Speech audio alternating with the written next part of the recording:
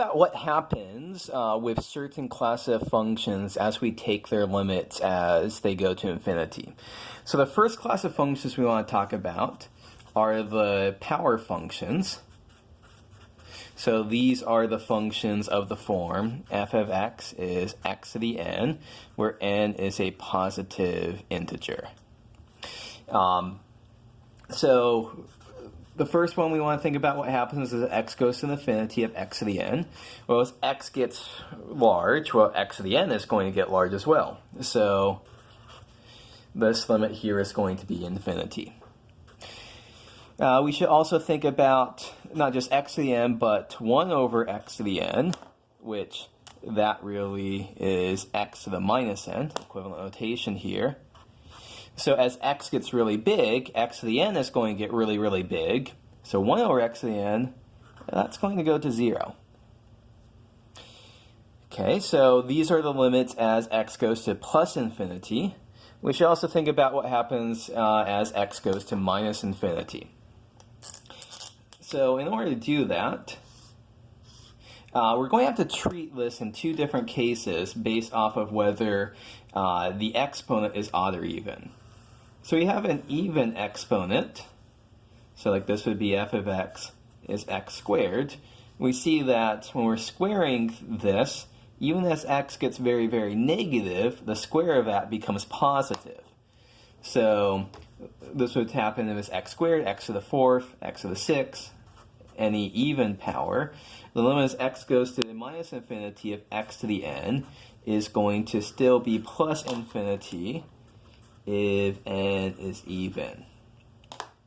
On the other hand, if the exponent is going to be, if the exponent ends up being odd here, so this would be f of x is x cubed, we see that cubing our negative values is going to still be negative. So the limit as x goes to minus infinity of x to the n is negative infinity when? If n is odd. Finally, it's worth noting that for the 1 over x to the n case, that it doesn't matter whether that as we take the limit as x goes to the minus infinity, it doesn't matter if we're going to if the exponent is odd or even, we're always going to get 0. So that would look something like this as x gets very, very a very negative number, like negative a million, negative a billion, stuff like that. 1 over those very large negative numbers will be going to 0. So when we have these power functions, we should think about how we can combine them together, well, to get more things. At this point, we can introduce in our basic limit laws. They're still going to apply, and so we can do calculations along the lines of the limit as x goes to infinity of 3 minus 4x to the minus 3 plus 5x to the minus 5. Well, this is the limit as x goes to infinity of 3 minus, so we're using the sum rule and the constant multiple rule here, minus 4 limit as x goes to infinity x to the minus 3 plus 5, once again using sum rule and constant multiple rule. And so we know here the limit of our constant is 3.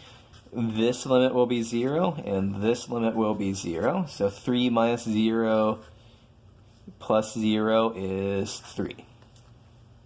So we can use, so now in addition to power functions, we can do any polynomials, or in fact, any Laurent polynomials where we allow negative exponents for x. And so we can do all of those using what we've just discussed. So we want to go one step further, apart from just polynomials. We want to think about ratios of functions. So what would happen if we took a look at the limit as x goes to infinity of 20x squared minus 3x over 3x to the fifth minus 4x squared plus 5. So here we have a rational function. It's the ratio of two polynomials.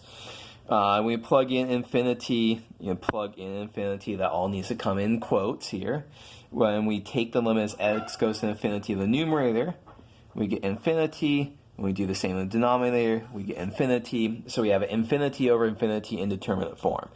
So we're not allowed to just use the the quotient rule here. Quotient rule only applies if the limit of the downstairs exists and is non-zero, and a limit of infinity doesn't actually exist.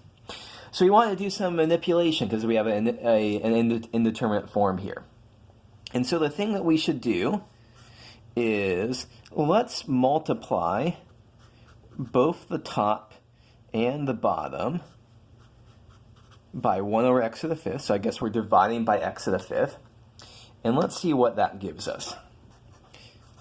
So the limit as x goes to infinity of 20x squared divided by x to the fifth would be 20x to the minus 3, minus 3 over x to the fifth, minus 3x to the minus fourth, over 3x to the fifth divided by x to the fifth is 3, minus 4x squared over x to the fifth would be 4x to the minus 3, plus 5x to the minus 5. And now look to see what happens. That what's going on here is the numerators now, this goes to 0 as x goes to infinity. This goes to 0 as x goes to infinity because it's x raised to negative powers. And in the denominator, we have 3 minus 4 times 0 plus 5 times 0. And so we have 0 over 3. And so here we simply end up with 0.